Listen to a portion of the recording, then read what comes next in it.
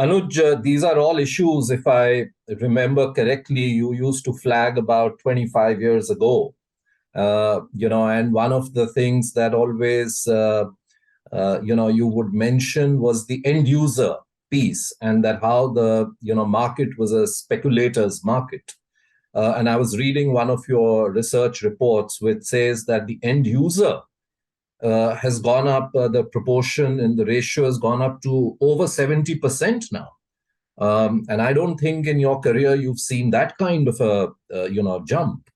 Uh, what does this mean for residential prices going further? You did mention that they have gone up in certain markets, but do you see a further upside given the supply-demand situation at this point?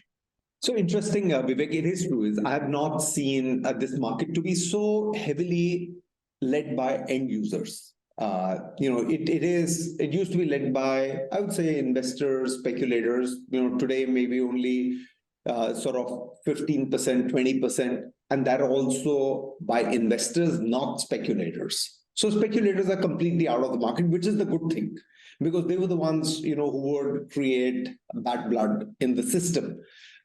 Speculators do not expect that the price rise is going to be that stark over the next 12, 18 months, as a result of which they're not wanting to play in this entire game, and it will continue to be led by the end user.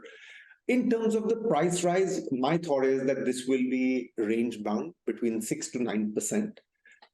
That's because the increase in the input cost is what the developer is willing to pass on to the buyer.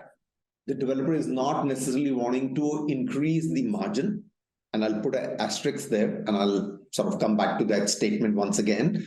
But at this moment in time, the developer is saying is that additional input cost due to inflation, increase in labor cost or steel or cement, that I need to pass it on to the home buyer, which is where it ranges between 6 to 9%. So going forward, my thought is that it'll be over the next 12 months, 6 to 9%, depending on which micro market or which city you are in.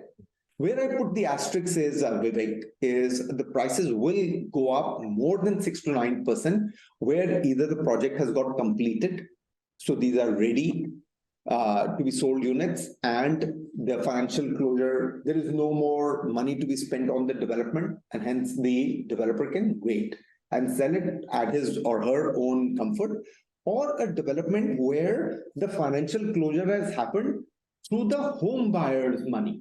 That means that they have sold enough inventory that even if they were not to sell any more inventory, the money that they're going to receive from the buyers to whom they have sold the units will be sufficient to complete the project.